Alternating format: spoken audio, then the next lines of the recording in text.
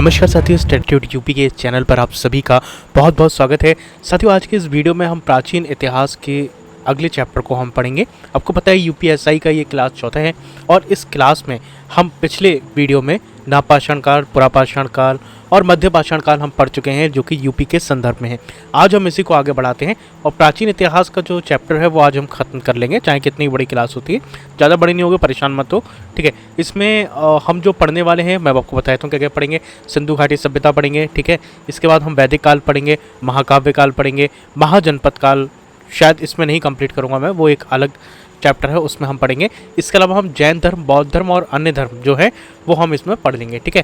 तो सबसे पहले हम शुरू करते हैं और ये क्लास हमारी जो है वो क्लास कौन सी है आपको याद होगा, ये क्लास है चौथी, ठीक है।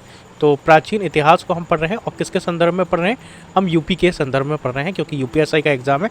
वैसे तो जनरल नॉलेज में और भी है, लेकिन इसमें आएगा। और हाँ, ये वीडियो आपकी, चाहे आप एजीटी की तैयारी कर रहे हो, ठीक है, चाहे आप लेखपाल की तैयारी कर रहे हो, ठीक है, चाहे आप वीडियो की तैयारी कर रहे हो, ठीक है, चाहे आप लोअर पीसीएस की तैयारी कर रहे हो, तो हर किसी एग्ज़ाम में, चाहे यूपी से रिलेटेड या जूनियर असिस्टेंट हो गया या मुख्य सेविका, जो भी एग्ज़ाम आपके आएंगे उन सभी में ये वीडियो उपयोगी रहेगी। और इस वीडियो को पूरा नहीं देखते हो, देखो भाई, 1 घंटा निकालना कोई बड़ी बात नहीं है, अब इसे पढ़ लो, बाद में जब आपके लिए ये चीज़ें आसानी रहेंगी, ठीक है। हम आगे बढ़ते हैं और इसमें हम जो पिछला पढ़ चुके हैं उसका आगे का पढ़ते हैं और शुरुआत हम करेंगे यहाँ से, किससे, सिंधु घाटी सभ्यता से, ठीक है। किससे शुरुआत करेंगे, सिंधु घाटी सभ्यता से।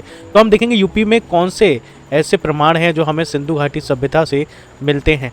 तो आपको पता है सिंधु घाटी सभ्यता को हम यहाँ पर ताम्रपाषाणी काल भी कहते हैं। तो अगर आपसे पूछता है कि सिंधु घाटी सभ्यता ना पूछ के ये पूछ ले कि ताम्र या कांस्यकालीन सभ्यता के साक्ष्य कहाँ से मिलते हैं, या कोई सिटी का नाम दे दे, कोई शहर का नाम दे दे या कोई जगह का नाम दे दे, तो आप याद रखना वो सिंधु घाटी सभ्यता की ही बात कर रहा है।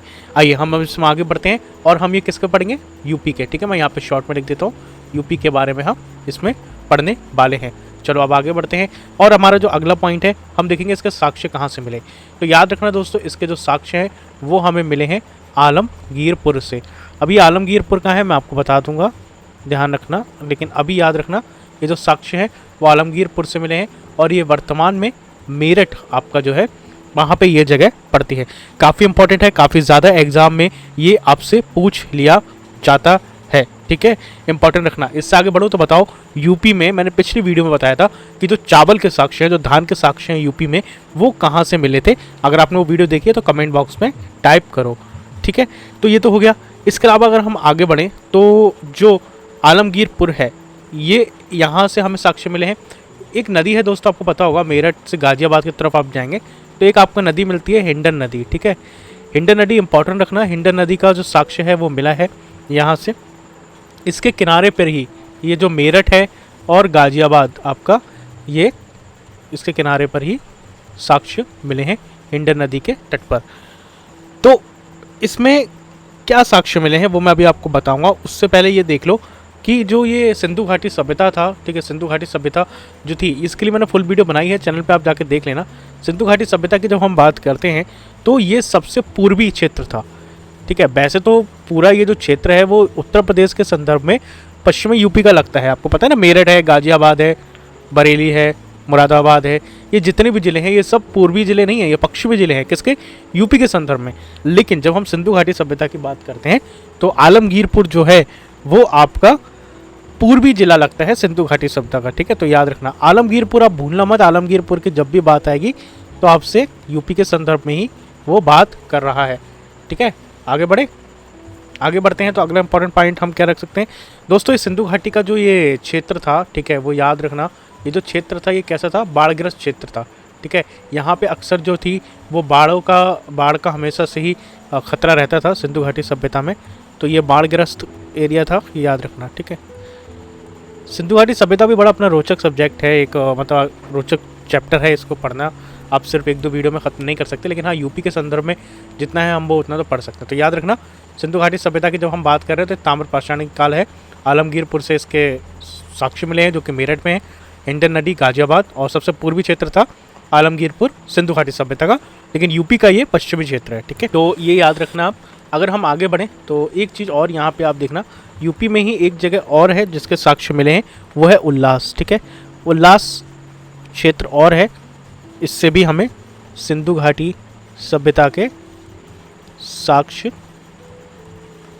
मिले हैं। तो जिन साथी को नहीं पता, मैंने पूछा था अभी, जो चावल के साक्ष्य थे वो हमें कोल्डेवा से मिले हैं, जो कि बेलन नदी के घाटी के करीब था, प्रयागराज। ठीक है, यहीं से हमें चावल और गन्ना के प्राचीनतम साक्ष्य मिले हैं। अगर नहीं देखी पिछली वीडियो तो देखे आओ, बहुत इंपॉर्टेंट है। अब सिंधु घाटी सभ्यता के में जितना भी था वो इस वीडियो में हमने कवर कर लिया है, इसमें और कुछ नहीं है। जितना भी इम्पोर्टेंट था 3-4 पॉइंट थे। अब हम आगे बढ़ते हैं और अगला जो हम इसमें देखेंगे वो रहेगा हमारा वैदिक काल। ठीक है, वैदिक काल में हम देखते हैं कि वैदिक काल में हमारे लिए पढ़ने के लिए क्या क्या है इसमें। तो वैदिक काल में भी ज़्यादा कुछ नहीं है, यूपी के संदर्भ में ज़्यादा नहीं है। वैसे तो आप इन टॉपिक्स को और किसी के पर्पज़ से पढ़ोगे और एग्ज़ाम के पर्पज़ से, तो उसमें काफ़ी कुछ देखने को मिलता है। लेकिन यूपी के लिए 2-3 चीज़ें हैं, वो मैं आपको बता देता हूँ। एक तो वैदिक काल के जो साक्ष्य हैं वो हमें मिले हैं, इंपॉर्टेंट है, याद रखना। ठीक है, इसके साक्ष्य मिले हैं अतरंजी खेड़ा से। ठीक है, अतरंजी खेड़ा से। क्या मैंने अतरंजी खेड़ा सही लिखा है? मुझे लग रहा है मैंने गलत लिखा है शायद। 1 मिनट रुको मेरे दोस्त, यहाँ पे शायद कुछ गलत कर दिया। तो इसके कहोगे भाई क्या लिख दिया। तो ये जो नोट्स है आपको PDF मिल जाएगी हमारे टेलीग्राम पे, लिंक कमेंट बॉक्स में पिन कर दूंगा, वहाँ से उठा लेना। तो एटा में पड़ता है साथियों, यूपी में एटा जगह है ना। अगर एटा से कोई वीडियो देख रहा है तो कमेंट करना। तो अतरंजी खेड़ा जो है एटा में, इसके हमें साक्ष्य मिले हैं। ओके, अगर हम आगे बढ़े तो इसमें एक और इम्पॉर्टेंट चीज़ है जो उत्तर वैदिक काल का समय है। ठीक है, यहाँ पे याद रखना हम उत्तर वैदिक काल की बात कर रहे हैं।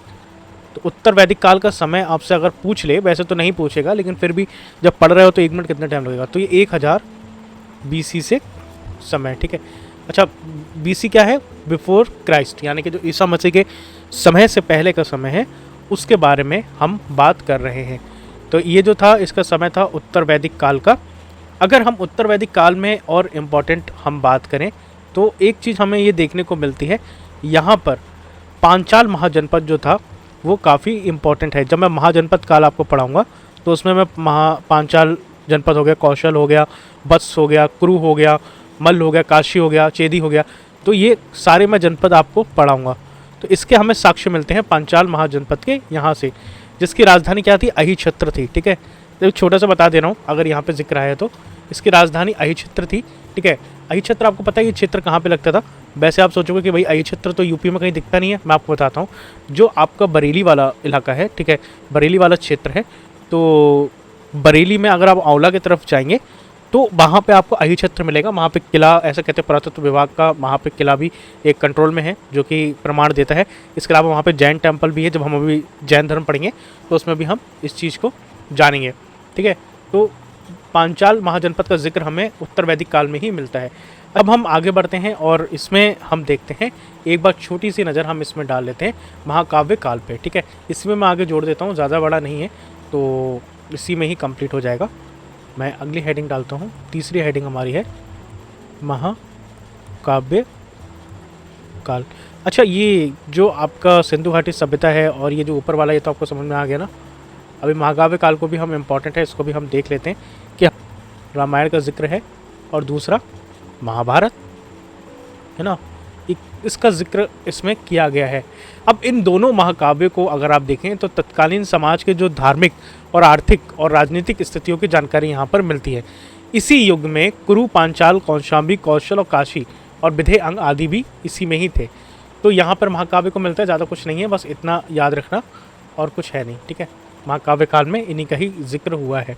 महाजनपद काल में इसमें पढ़ा सकता हूँ लेकिन वीडियो इसको बहुत लंबा हो जाएगा, मैं उसको याद कराऊंगा आपको, तो याद कराने में थोड़ा समय लगेगा, तो मैं उसको आपको अगली वीडियो में बताने की कोशिश करूँगा। अभी हम आगे बढ़ते हैं, मतलब अभी इसमें हम 1000 BC यानी कि बिफोर क्राइस्ट में थे।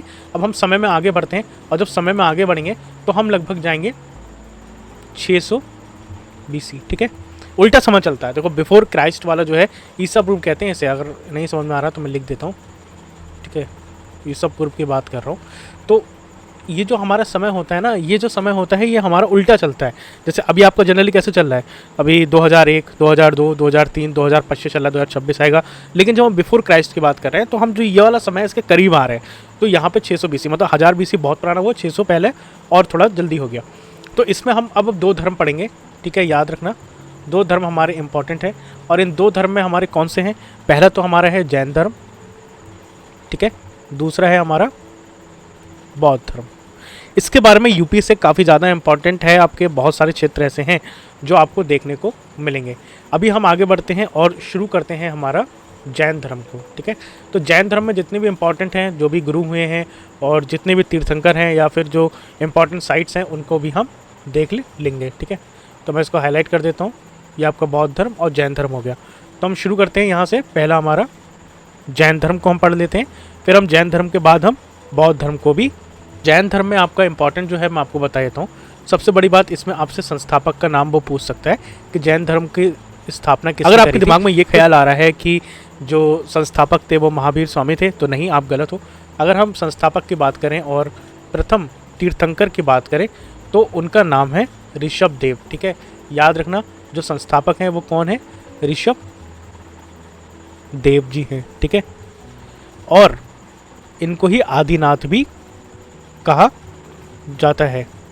तो अगर आपके सामने आदिनाथ आ जाए या फिर आपके सामने मतलब ऋषभ देव आ जाए, तो इन दोनों को ही आप याद रखोगे। ठीक है, ये तो संस्थापक हो गए। अब इनका जन्म जो था वो कहाँ पर हुआ था? तो याद रखना, अयोध्या। ठीक है, अयोध्या में इनका जन्म हुआ था। जन्म स्थान मैं यहाँ पे लिख देता हूँ।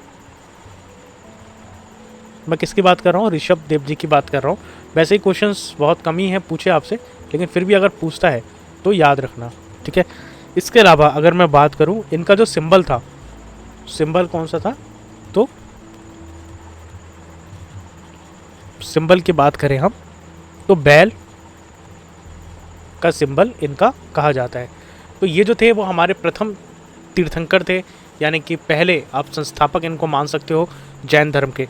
तो याद रखना, जैन धर्म की हम बात कर रहे हैं और जैन धर्म में जो संस्थापक थे वो कौन थे? ऋषभ देव जी थे। याद रखना, आदिनाथ भी इनको कहते हैं। अयोध्या जो इनका जन्म स्थान था और जिनका सिंबल था वो इनका बैल था। अब हम आगे बढ़ते हैं इसी संदर्भ में और हम देखते हैं कि द्वितीय तीर्थंकर एक बार पढ़ लेते। सारे नहीं, मैं आपको जो इम्पोर्टेंट हैं, जो एग्ज़ाम में आ सकते हैं, उनको मैं आपको करा दे रहा हूँ, ताकि अगर कोई भी क्वेश्चन आए तो आप छोड़े ना। ये आपके सारे एग्ज़ाम के लिए है, चाहे यूपी SSC के जो भी आप एग्ज़ाम दोगे, वीडियो हो गया, लेखपाल हो गया, ठीक है, चाहे कुछ भी हो गया, तो आपके सारे एग्ज़ाम में ये पूछ लिया जाता है। अभी हम आगे बढ़ते हैं और देखते हैं हमारे कि इसमें द्वितीय तीर्थंकर जो है वो कौन है। तो द्वितीय तीर्थंकर हमारे हैं अजीतनाथ जी। ठीक है, याद रखना, अजीतनाथ। देखो, याद करने का तरीका मैं आपको बता दूं।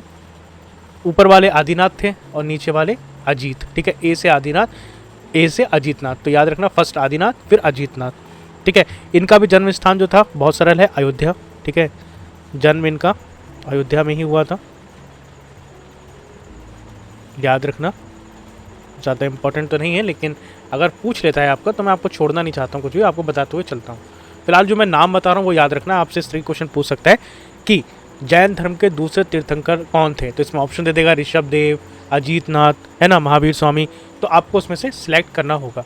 अभी हम आगे बढ़ते हैं और इनका सिंबल हम एक बार देख लेते हैं। सिंबल अगर पूछ ले तो आपको याद रहना चाहिए। सिंबल जो था साथियों वो इनका था हाथी। ठीक है, उनका कौन सा था? बैल था और इनका हाथी था। ठीक है, ये चीज़ क्लियर हो गई। इसके नोट्स आपको मिल जाएंगे, आप बिल्कुल टेंशन मत लेना, अभी समझ लो। आगे बढ़ते हैं हम। तो इसी संदर्भ में अगर हम बात करते हैं यहाँ पे, ठीक है, हमारे तृतीय तीर्थंकर के बारे में। तृतीय तीर्थंकर भी हम देख लेते हैं, संभवनाथ। ठीक है, याद रखना, क्या नाम है? संभवनाथ। 1 मिनट का समय दीजिए। तो ये है संभवनाथ जी। ठीक है, ये कौन से थे? तीसरे तीर्थंकर थे, याद रखना। और जब हम इनकी बात करते हैं तो इनका जो जन्म था वो आपका अयोध्या में नहीं हुआ है, क्योंकि अयोध्या आप पढ़ रहे हो, सोच रहे हो अयोध्या में नहीं। इनका जो जन्म है वो हुआ है आपका श्रावस्ती में। श्रावस्ती में, ठीक है, श्रावस्ती में इनका जिला में इनका जन्म हुआ है। और अगर हम इनके सिंबल की बात करें तो इनका सिंबल है, इनका सिंबल हम देखेंगे अश्व। ठीक है, अश्व यानी कि घोड़ा, याद रखना। तो इनका जो सिंबल है वो अश्व है। तो मैं एक बार ऊपर से आपको दिखा देता हूँ। जो हम 600 BC की हम जब बात कर रहे हैं, ठीक है, इसको अलग कर लो, ये अलग है। तो हम इसमें जाएंगे ईसा पूर्व, 600 ईसा पूर्व। इसमें 2 धर्म हमें देखने को मिलेंगे। पहले हम जैन धर्म की बात करेंगे। जैन धर्म के संस्थापक जो थे वो हमने देख लिया। वो जो संस्थापक थे वो है ऋषभ देव जी, ठीक है। ऋषभ देव जी के बाद हमने पढ़ा कि अयोध्या में इनका जन्म हुआ था, इनका सिंबल जो था वो बैल था। द्वितीय जो तीर्थंकर थे वो अजीतनाथ जी थे, इनका जन्म अयोध्या में हुआ, इनका सिंबल हाथी था। तृतीय तीर्थंकर थे वो संभवनाथ जी थे, इनका जन्म श्रावस्ती में हुआ और सिंबल इनका अश्व है, ठीक है। ये हो गया। हम आगे बढ़ते हैं और अब जो हम सीधे डायरेक्ट चलेंगे वो हम चलेंगे 13वें तीर्थंकर पर, ठीक है, जो कि इम्पॉर्टेंट है। 13वें तीर्थंकर पे मैं आता हूँ। देखो बाकी तीर्थंकर आप पढ़ सकते हो, लेकिन जो एग्ज़ाम के पर्पज़ से मैं आपको वही कराते हुए अभी चल रहा हूँ। आगे बढ़े तो हम इनका जो नाम है वो याद रखना, बिमल नाथ जी, ठीक है। इनका नाम है बिमल नाथ जी और इनका जन्म आप देख लो, इनका जन्म हमारे यूपी के फ़र्रुखाबाद में इनका जन्म हुआ था, ठीक है। तो इसलिए जैन धर्म के लिए फ़र्रुखाबाद और बौद्ध धर्म के लिए फ़र्रुखाबाद काफ़ी इंपॉर्टेंट जगह है। मैं आपको बता दूंगा कि इसमें भी क्या होता है। तो बौद्ध धर्म के लिए इम्पोर्टेंट, और इनका जो सिंबल था वो था सूकर, ठीक है, याद रखना। अभी हम आगे बढ़ते हैं तो इसमें हमारे जो अंतिम तीर्थंकर थे उनकी बात करें 24 में, लेकिन उससे पहले हम 23वें तीर्थंकर हैं उनकी बात कर लेते। तो देखो महावीर जो स्वामी थे वो अंतिम तीर्थंकर थे, ठीक है, लेकिन जो इससे पहले हम एक और देख लेते हैं 23वें तीर्थंकर। इनके बारे में भी एक दो बार एग्ज़ाम में आया है, तो इनके बारे में जो हम जिक्र करते हैं तो इनका नाम है पार्श्वनाथ जी। पार्श्वनाथ जी जो हैं ये 23वें तीर्थंकर हैं और इनका जो जन्म स्थान है वो काशी है, यानी कि वाराणसी, ठीक है। बनारसी आप समझ लेना, मैं लिख नहीं रहा हूँ यहाँ पे, अपने आप लिख लेना, ठीक है। और इनका जो सिंबल था, इनका सिंबल जो था वो था शेषनाग, ठीक, सर्प भी कह सकते हो। तो ये हमारे जो थे 23वें तीर्थंकर थे पार्श्वनाथ जी, इनके बारे में पढ़ लेना। और इनके बारे में एक बार एक एग्ज़ाम में मुझे लग रहा है शायद आया है, इनके जो ज्ञान की प्राप्ति हुई थी वो कहाँ से हुई है पता है आपको? अभी मैंने आपको जिक्र किया था अही क्षेत्र का, ठीक है, अही क्षेत्र का। तो अही क्षेत्र जो जगह है यहाँ से इनको ज्ञान की प्राप्ति हुई और ये कहाँ पड़ता है? बरेली में, ठीक है। अगर आप बरेली में औला के साइड जाएंगे, आप देखिएगा इसको इंटरनेट पे, अही क्षेत्र का किला भी एक बार सर्च करिएगा, जैन टेम्पल सर्च करिएगा तो आपको वहाँ पे मिल जाएगा, ठीक है। काफ़ी लोग बाहर से आते हैं, मैं खुद होके आया हूँ वहाँ पे, काफ़ी अच्छी जगह है। अगर आप कभी नहीं गए हो तो एक बार होके आना, और ऐसी जगह पे जाने में अच्छा लगता है जो हमारे इतिहास से जुड़ी हुई है। तो 24 में जो हमारे तीर्थंकर हैं ये इंपॉर्टेंट है, ठीक है। इसमें मैं थोड़ा सा आपसे समय लूँगा, और 24 में जो तीर्थंकर हैं इनके बारे में काफ़ी बार पूछा जाता है, और ऐसा कहा जाता है जो वास्तविक संस्थापक जिसे कहा जाता है वो यही हैं। मतलब वैसे तो ऋषभ देव जी ने इसकी स्थापना कर दी थी, लेकिन सबसे ज़्यादा अगर जैन धर्म को जाना गया और अगर हम वास्तविक संस्थापक की बात करें तो वो यही हैं, 24 में ही तीर्थंकर जो हैं, ठीक है। अगर हम इसमें एक चीज़ और देखें तो जैन धर्म के जो प्रवर्तक हैं, ठीक है, वो भी इन्हें ही कहा जाता है। जैन धर्म का प्रवर्तक कैसे कहा जाता है? तो इन्हीं को ही कहा जाता है। इनका नाम आप मुझे बताओ ज़रा, ठीक है। ये है महावीर स्वामी, ठीक है। अगर हम इनका बात करें कि सिंबल, तो इनका सिंबल जो था वो है सिंह, यानी कि शेर, ठीक है, याद रखना, सिंबल जो है वो शेर है। अगर हम आगे बढ़ते हैं तो इनकी जो मृत्यु है आपको पता है वो 468 BC के करीब हो गई थी। वो पावा कहा जाता है। एक बार आपसे पूछ भी लिया गया था कि महावीर स्वामी की जो मृत्यु हुई थी वो किस जगह पर हुई थी, तो पावा जगह जो है वो इस जगह पर इनकी मृत्यु हुई थी। और यहाँ पे एक शासक का नाम था जो पावा नरेश उस समय थे, नरेश, उनके समय में हुई थी। वैसे PCS के लेवल पे चला जाएगा एग्जाम, इतना ही याद आप रखो, ठीक है। अगर हम जैन धर्म का प्रमुख, मैं आपसे पूछूं कि जो जैन धर्म का सबसे प्रमुख, या इसको बड़ा लिख रहा हूँ मैं ताकि याद रहे आपको, धर्म का प्रमुख अगर मैं बात करूँ धार्मिक केंद्र, जो धार्मिक केंद्र है वो किसे कहा जाता है? तो इसका सवाल का जवाब है कपिल, ठीक है। कपिल जगह जो है वो सबसे धार्मिक प्रमुख केंद्र है। ये इंपॉर्टेंट है, इसको याद रखना, ठीक है, इंपॉर्टेंट है, मैं इसको मार्क कर देता हूँ। तो ये हमारा जैन धर्म रहा। मुझे लगता है जैन धर्म में मैंने आपको सब कुछ बता दिया है जो भी आना था।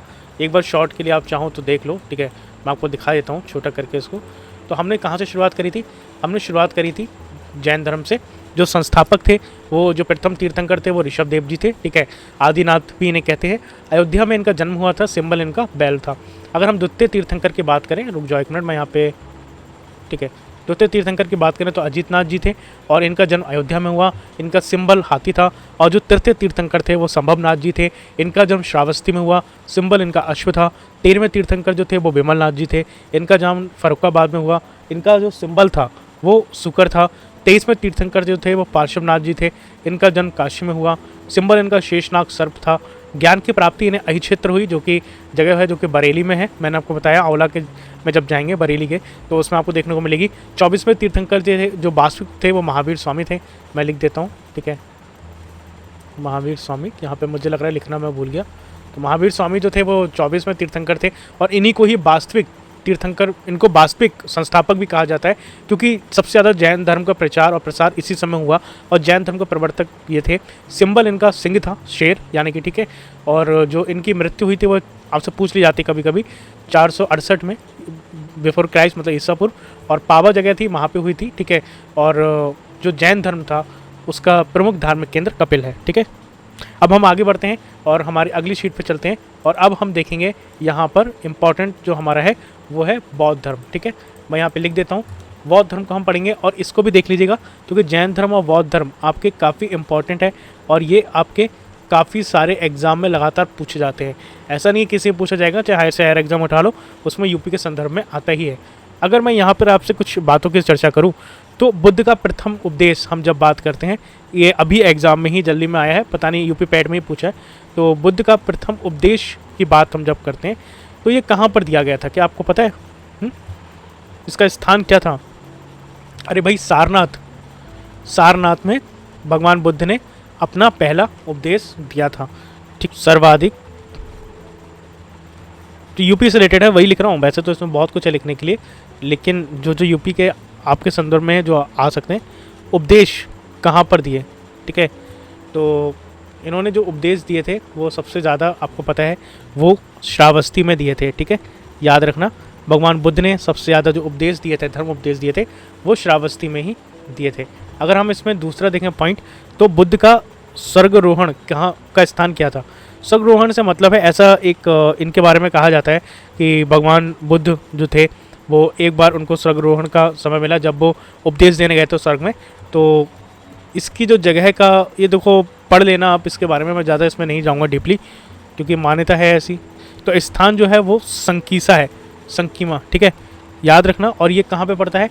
ये दोस्तों आपको पड़ता है फर्रुखाबाद में, ठीक है। अभी का मैंने कहा था ना कि फर्रुखाबाद जब जैन धर्म में मैं आपको पढ़ा रहा था, तो जो बौद्ध धर्म है उसके बारे में भी आपको जब मैं पढ़ाऊँगा तो ये बहुत इंपॉर्टेंट है फर्रुखाबाद। तो इसलिए फर्रुखाबाद जो है वो जैन धर्म के लिए भी इम्पॉर्टेंट है और बौद्ध धर्म के लिए भी इम्पॉर्टेंट है ही, क्योंकि यहाँ पे ही ऐसा कहा जाता है कि भगवान बुद्ध को स्वर्गरोहण प्राप्त हुआ था और संकीमा में ही इनका।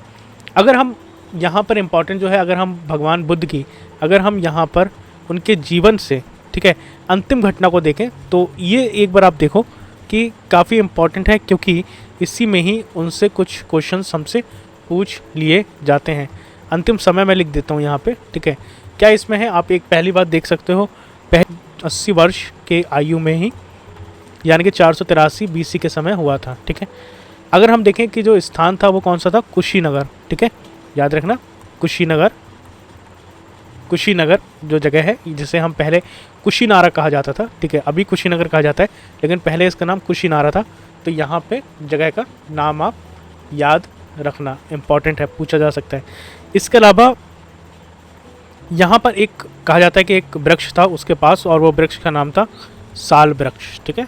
अगर पूछ लिया जाए तो याद रखना, साल वृक्ष का नाम आप याद रखना। तो ये जो जैन धर्म था और बौद्ध धर्म था, वैसे मैंने इम्पॉर्टेंट इसमें लिखवा दिया है, और इसके अलावा तो कहा नहीं आता है। और इस घटना को, जो दोस्तों एक घटना थी पूरी, इसको हम कहते हैं, क्या कहते हैं भाई, पता है आपको? नहीं पता ना, भूल गए। इसको हम कहते हैं महानिर्वाण, ठीक है। तो भगवान बुद्ध का महानिर्वाण की जो घटना है वो 80 वर्ष की आयु में हुई थी। और इसके पीछे एक कहानी भी है कि किसी ने इनको कुछ गलत दे दिया था खाने के लिए, तो वो आप पढ़ोगे तो उसमें आपको देखने को मिल जाएगा, ठीक है। तो यहाँ पर मेरा जो इम्पोर्टेंट है, जो यूपी से रिलेटेड है जैन धर्म और बौद्ध धर्म के लिए, तो वो मैंने आपको बता दिया है। जैसे कुछ पार्श्वनाथ थे, संबरनाथ जी थे, इनका सबसे ज़्यादा इंपॉर्टेंट है, पूछ लिया जाता है ऋषभ देव जी के बारे में। तो ये सारी चीज़ें मैंने आपको वहाँ पर चलते चलते मैं इस वीडियो में आपको एक पॉइंट और बता के जा रहा हूँ। वैसे ये किसी एग्ज़ाम में पूछ सकते हैं वो, कि दोस्तों मथुरा में, ठीक है, मूर्ति शैली विकसित हुई, ठीक है, मूर्ति शैली जो विकसित हुई और जिस पर